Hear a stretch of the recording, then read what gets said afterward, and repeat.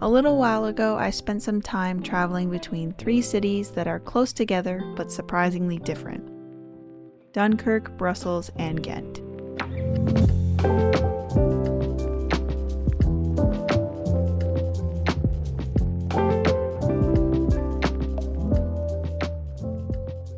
I didn't stay long enough in each place to make full videos about them individually, but I didn't want to skip them either.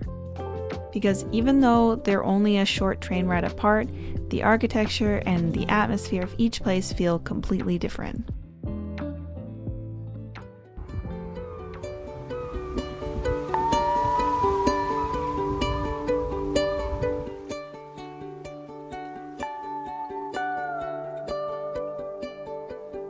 This is Dunkirk, a quiet seaside city in northern France. It's best known for its war history, but there's a surprising calm and coziness to it that is really nice.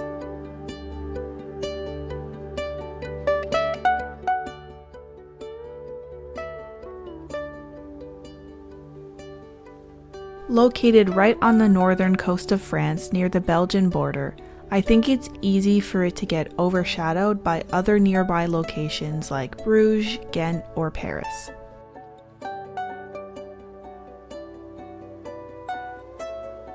But I really appreciated being able to slow down, take in the seaside, and really get the feel for northern France.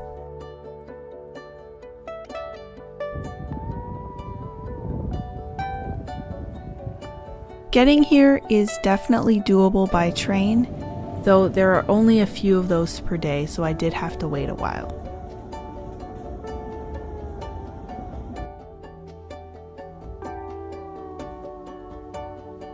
They even have free public transit within Dunkirk, so it's easy to get around, although I mostly walked.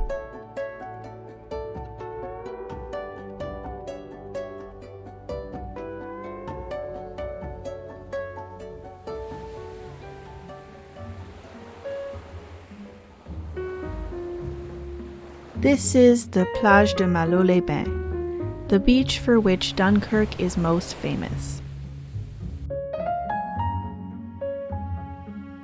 In 1940, during the Second World War, over 338,000 Allied soldiers were evacuated from this beach in an operation codenamed Operation Dynamo.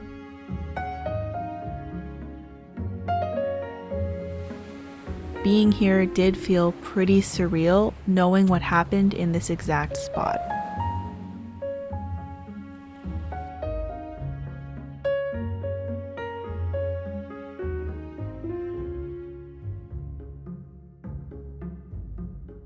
The beach is truly massive, and standing there, I could really imagine a big battle happening here.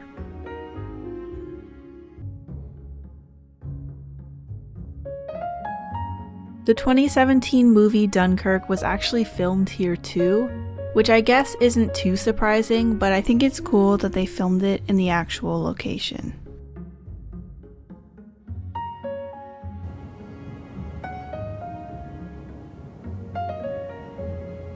I'm sure in the summer when it's hot it can get really busy here, but I was here in April. It was quite cold and windy, which meant that it was basically empty.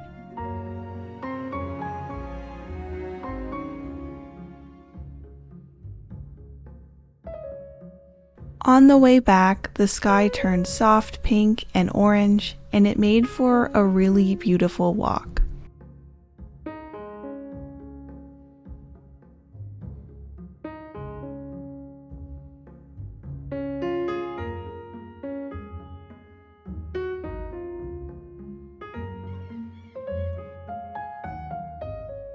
The sunsets and sunrises here ended up being my favorite part of the trip.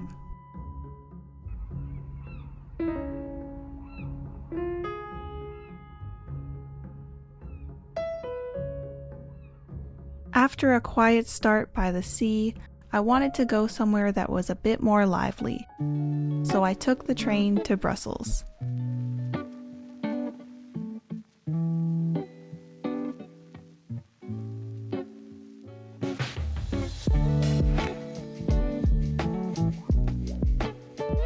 When I arrived there, I checked into a place called the Vintage Hotel. It had a quirky style with vintage furniture and felt sort of tucked away in a cozy little nook off a main street. It felt a little artsy and a little quirky, and after wandering around the city, I felt like that was a pretty good description of Brussels itself. I spent most of my time just wandering around and trying to get a feel for the city. I didn't really have any preconceptions for Brussels or anything in particular that I wanted to see.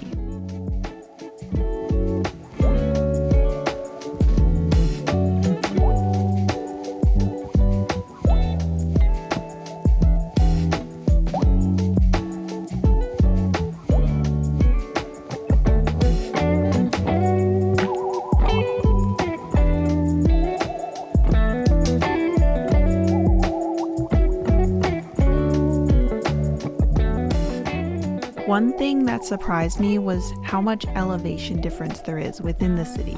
Being so close to the Netherlands, I just kind of assumed Belgium would be very flat too, but there were even elevators you could take to get you between the upper and lower parts of the city.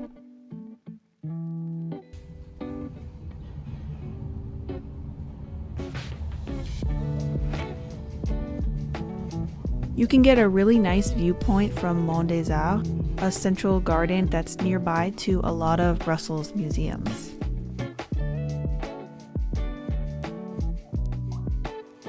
Another thing I didn't know is that Brussels is known as the home of comics. Famous series like Tintin and the Smurfs were made here, and there are tons of comic murals painted around the city to help celebrate that history. There's even a designated walking route you could follow to see a lot of them.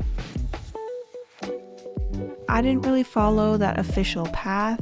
I really just had a lot of fun wandering around and discovering them on my own.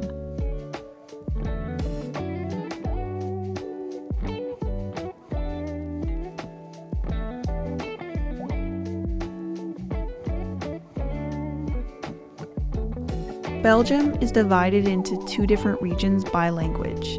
The northern Flemish region speaks primarily Dutch, while the southern Walloon region speaks primarily French, with the Brussels region being bilingual.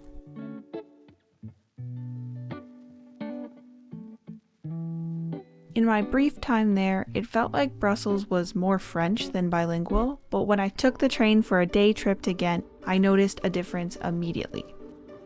Everyone was Dutch and there was no French to be seen. When I came to Belgium, I knew I wanted to see at least one of the medieval Flemish cities. The most famous one is definitely Bruges, but I decided to go to Ghent because I had heard that it was a little quieter and a little less touristed.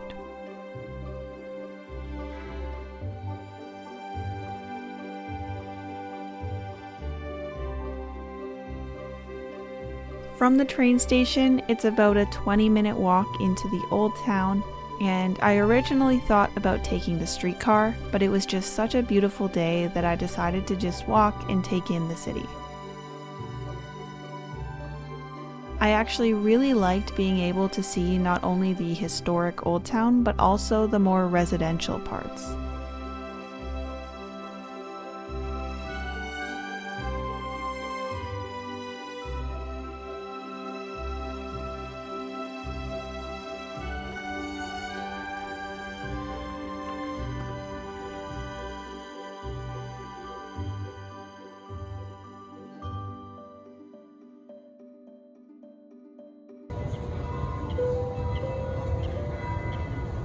Ghent used to be an important merchant city for the textile trade and was pretty rich in the Middle Ages, but it stopped being as important in the 1500s, which is part of the reason why the Middle Age architecture is so preserved. One of the cool things about Ghent is Gravenstein Castle, a medieval castle built in the 13th century. It's right on the water and just looks really cool and imposing.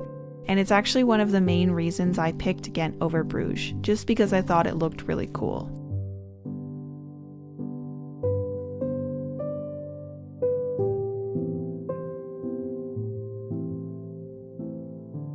I decided to take a boat tour through the canals so I could see the city from a different angle.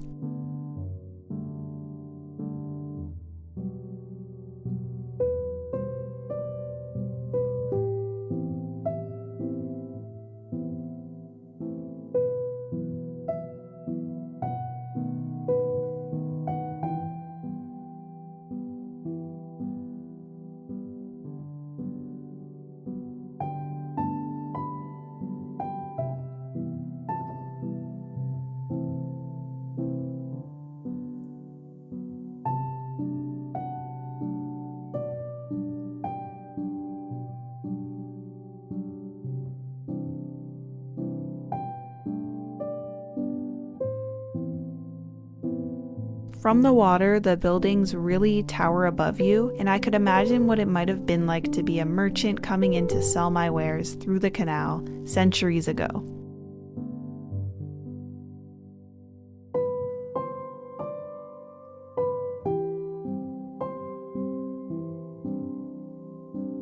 After the boat tour, I wandered around and then spent a few hours just sitting by the canal, sitting in the shadow of the beautiful church and the old guild houses, reading and having a peaceful afternoon.